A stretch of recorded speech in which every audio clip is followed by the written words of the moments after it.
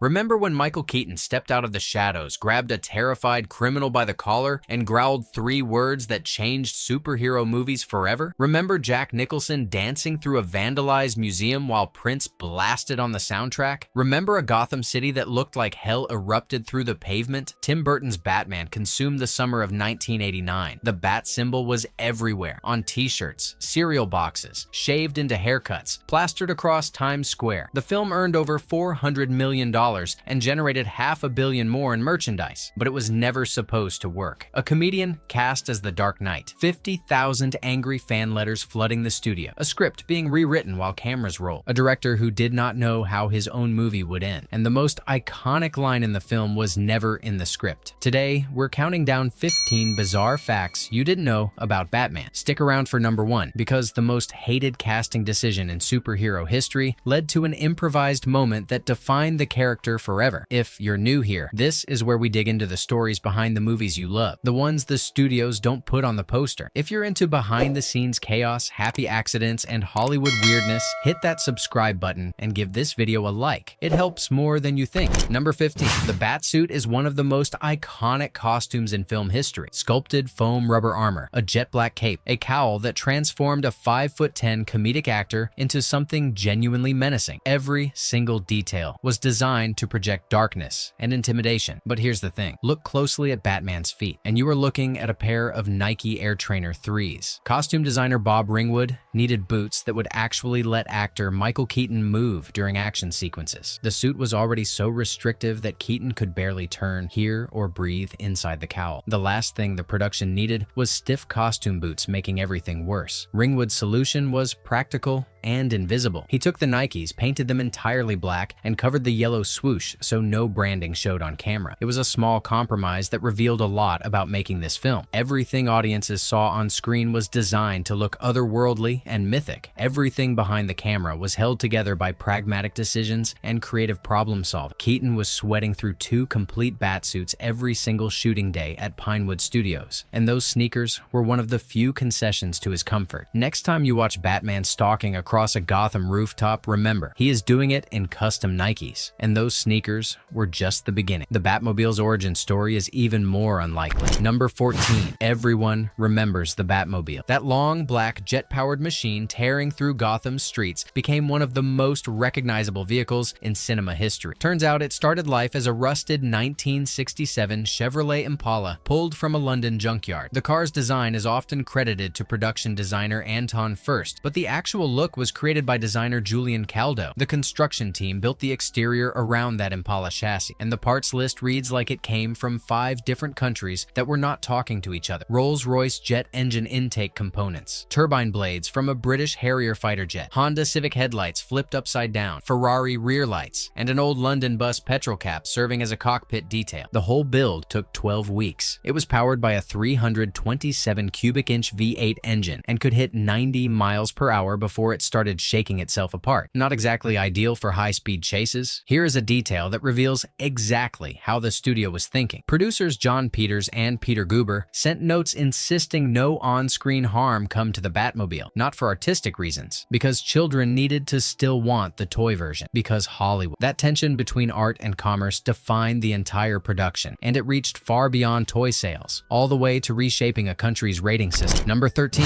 When Batman arrived in the United Kingdom, the British Board of Film Classification had a problem. Their rating system jumped straight from PG to 15, with nothing in between. Batman was clearly too dark for young children, but slapping a 15 certificate on the biggest blockbuster of the year felt absurd. The film was intense, but not violent enough to justify restricting teenagers. So the BBFC did something unprecedented. They created an entirely new rating category because of this one film. Batman became the first movie in British history to receive the newly introduced 12 age rating. Let that sink in. One American superhero movie literally forced the United Kingdom to restructure its film classification system. Think about what that means. Director Tim Burton made a comic book adaptation so tonally different from anything before it that an entire entire country's regulatory framework could not accommodate it. The 1960s television show starring Adam West had defined Batman in the public imagination for over 2 decades. Campy, colorful, family-friendly. Burton's version was none of those things, and the ratings board had no language for what it actually was. That classification still exists today, decades later, and the disconnect between what audiences expected from a Batman movie and what Burton delivered was not just a UK problem. Back in America, professional researchers had already declared the film dead on arrival. Number 12. In 1988, Warner Brothers hired marketing research firm Marketing Evaluation Inc. to assess the commercial viability of a Batman film. The results were brutal. Their data showed Batman as a property was less popular than the Incredible Hulk. The character's public appeal registered at roughly 1/4 the level of the California Raisins. Their conclusion? Likely flop. The problem was perception. The general public did not picture a dark, brooding vigilante when they heard the name Batman. They pictured actor Adam West in gray tights doing the Batusi. 2 decades of campy television reruns had buried any association with the grim comic book version. A dark, non-comedic Batman aimed at adults looked on paper like commercial poison. Wrong. Batman opened to $40 million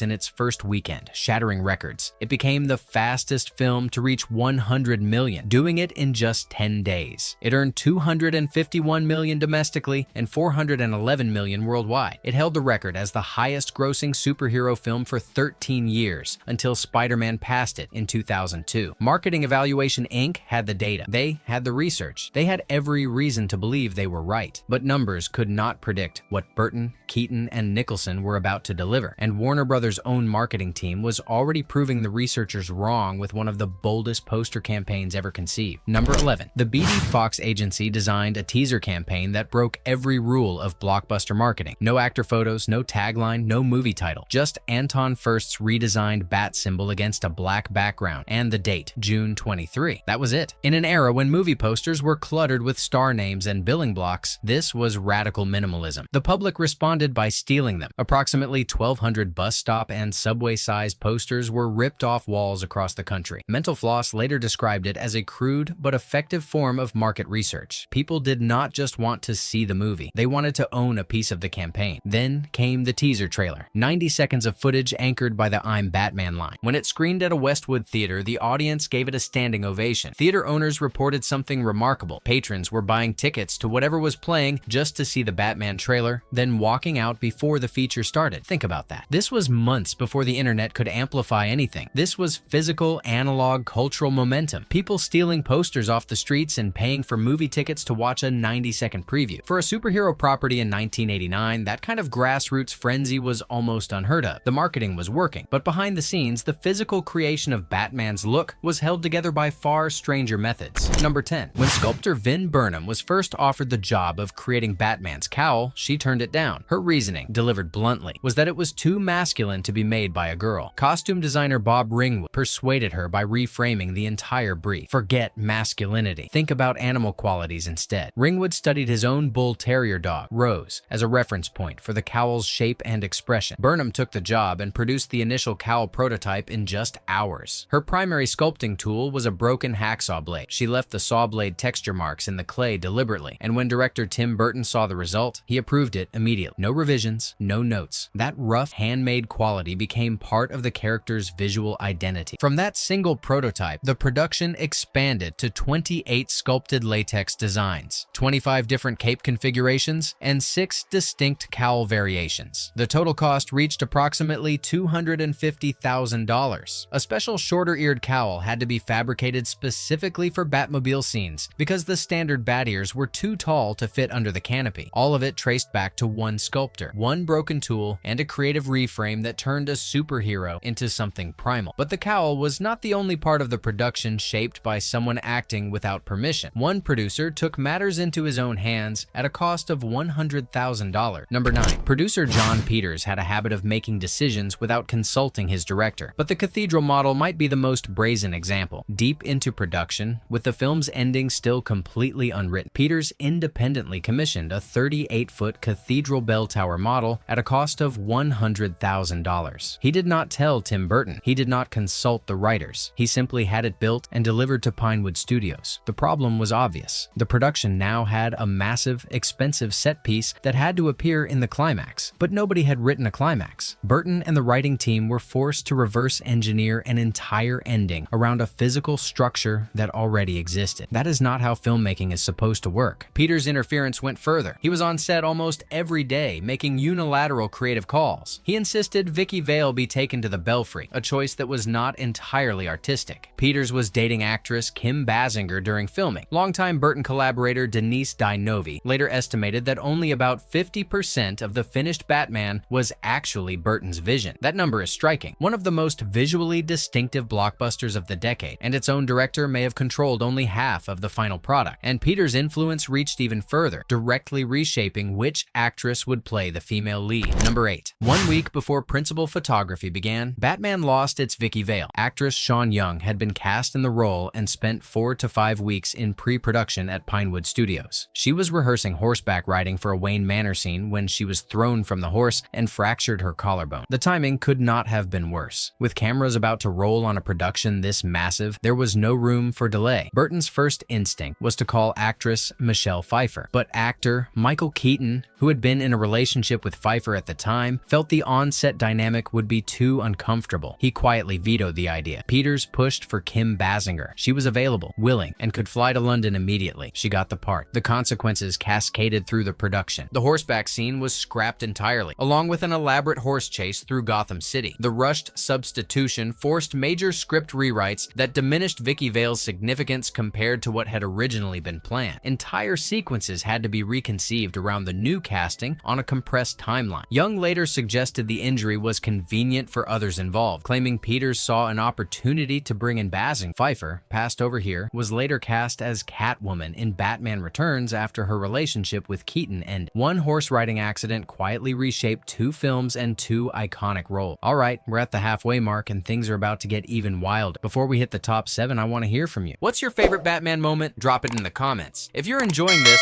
smash that like button and subscribe if you haven't already. It helps the channel grow. Number 7. Robin Williams wanted to be the Joker. He actively campaigned for the role and, by all accounts, would have brought something extraordinary to it. Warner Brothers knew this. They also knew they desperately needed actor Jack Nicholson, whose star power was essential to legitimize a project hemorrhaging credibility after the Keaton casting backlash. So, according to Dave Itzkoff's 2018 biography Robin, the studio used Williams as leverage. The offer Williams received was likely a negotiating tactic designed to pressure Nicholson into committing. The implied message was simple: sign now or Robin Williams becomes the Joker. It worked. Nicholson signed, and Williams, who had genuinely accepted the role, was told he was too late. Williams was furious. He felt manipulated, treated as a bargaining chip with no intention of ever being cast. The fallout was severe. He refused to work with Warner Brothers for years afterward, not returning to the studio until Father's Day in 1997. Nearly a decade of burned bridges over one negotiating ploy. One of Hollywood's most beloved performers was discarded the moment he served his purpose. The studio got its Joker, but the cost was a damaged relationship with one of the biggest stars in the industry for almost 10 years. And Nicholson, now locked in, was about to negotiate a contract so extraordinary it rewrote the rules of Hollywood deal-making. But first, the script itself was collapsing. Number 6. Screenwriter Sam Hamm wrote the original Batman screenplay in 1986, and it was a very different film. In Hamm's version, Joe Chill murdered Bruce Wayne's parents, staying faithful to the comics. Robin appeared as a young Dick Grayson whose family is killed by the Joker. Alexander Knox dies while inventing the bat signal, and the climax featured a swarm of bats engulfing the Joker inside a cathedral. Hamm later joked the production could not afford a full flock of Union bats. Then, the 1988 Writers Guild of America strike hit and everything collapsed. Hamm was legally prohibited from doing production rewrites. The production scrambled for solutions. British writer Charles McKeown was brought in because he was not bound by WGA rules. Writer Warren Scarron became the primary rewrite specialist during filming. Jonathan Gems contributed additional uncredited pages. Multiple writers were patching a script in real time while cameras rolled. The most controversial change came from Burton himself. He decided to make Jack Napier the killer of Bruce Wayne's parents, creating a direct link between hero and villain. Hamm was blunt about the damage, calling out how the choice warped the entire emotional dynamic. He was equally emphatic about Alfred letting Vicky Vale into the Batcave, insisting that would have been Alfred's last day of employment. The final pages reportedly arrived via an 11-page fax just 1 to 2 weeks before filming wrapped. And if the script was in chaos, the music was in even worse shape. Number 5. 1985. The original musical vision for Batman sounds like a fever dream. Producer John Peters wanted Prince writing the Joker's music, Michael Jackson composing romance songs, and George Michael contributing additional tracks. Composer Danny Elfman was supposed to be reduced to what he described as just kind of the coordinator, stitching everyone else's work together. When Jackson declined due to concert commitments, Prince absorbed the full pop assignment. Burton resisted the arrangement fiercely. The producers then proposed that Elfman collaborate directly with Prince on the orchestral score. Elfman refused. Prince was a brilliant songwriter, but he was not a film composer, and Elfman would end up a glorified orchestrator. So Elfman walked away from the biggest project of his career, convinced he had just ended it. A month passed. Then the call came. He was back. The turning point was a private playback session. Elfman performed the Batman theme for Peters, while Burton urged, "Play the march, play the march." As the theme filled the room, Peters began conducting enthusiastically from his chair, then stood in affirmation. Elfman would compose the full orchestral score, his first work with the London Symphony Orchestra. Prince would write source music heard within the film's world. The result was unprecedented. 2 separate soundtrack albums for one film, something never done before. Prince's album debuted at #1 for 6 consecutive weeks. Elfman's score won the 1990 Grammy for Best Instrumental Composition. 2 visions that nearly destroyed each other instead created something extraordinary. Number 4. Jack Nicholson understood leverage better than anyone in Hollywood. Warner Brothers needed him desperately. The Keaton casting had triggered a firestorm, and the studio needed a proven star to anchor the project's credibility. Nicholson knew this, and he negotiated accordingly. His contract included a $6 million upfront salary, reduced from his standard $10 million, 15% of gross profits with an escalator clause pushing his share to as much as 20%, a percentage of all Joker-related merchandise revenue, a cut of future sequel earnings despite not appearing in sequels, top billing over the title character in all marketing, approval over his makeup designer, and, characteristically, time off for all Los Angeles Lakers home games. When director Tim Burton and producer Peter Guber flew to Aspen to finalize the deal, Nicholson took them horseback riding before agreeing. Not bad for a negotiation. With the film grossing $411 million worldwide and merchandise exceeding $500 million in retail sales, conservative estimates place Nicholson's total earnings at $60 million.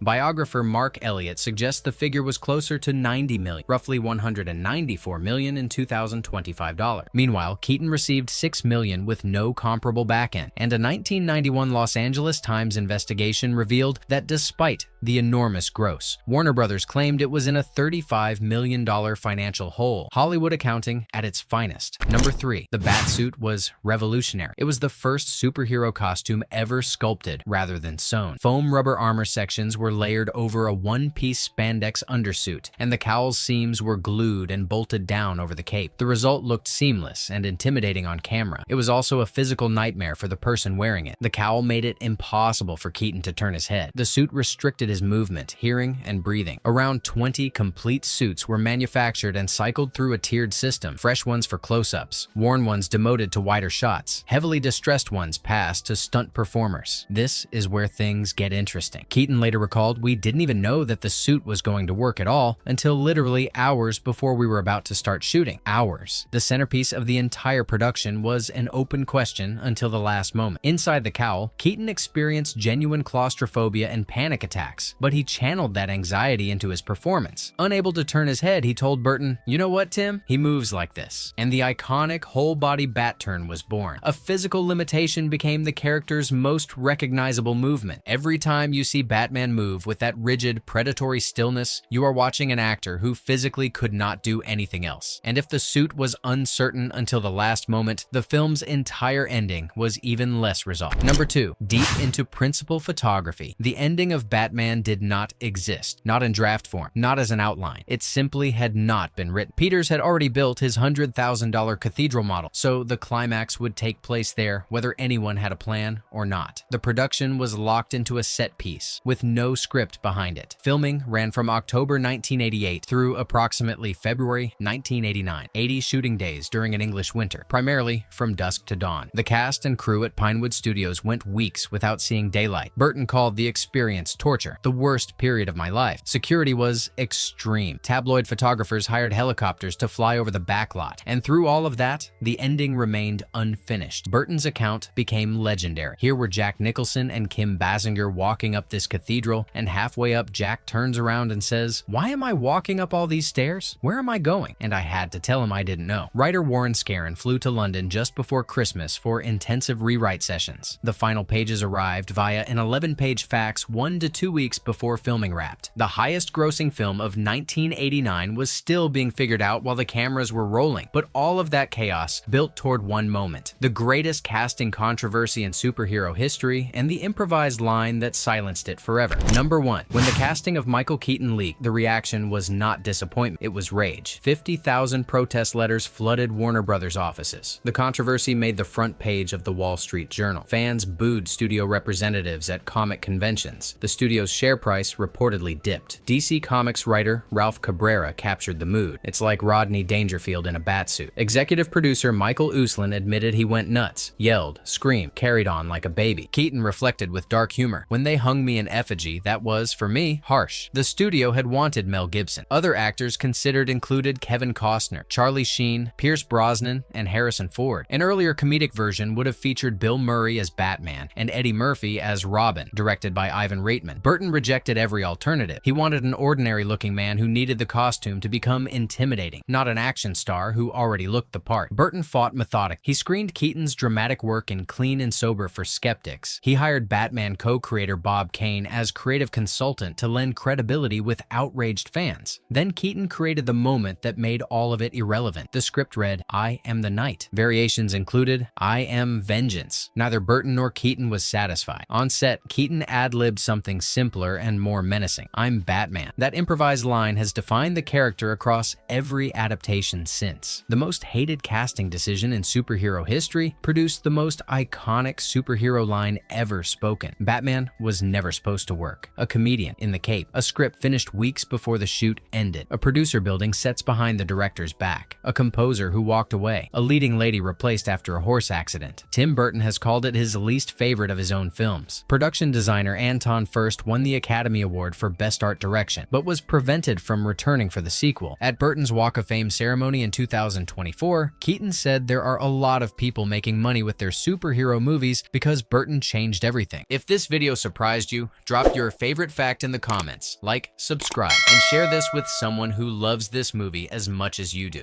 And as always, I'm Batman. We'll see you next time.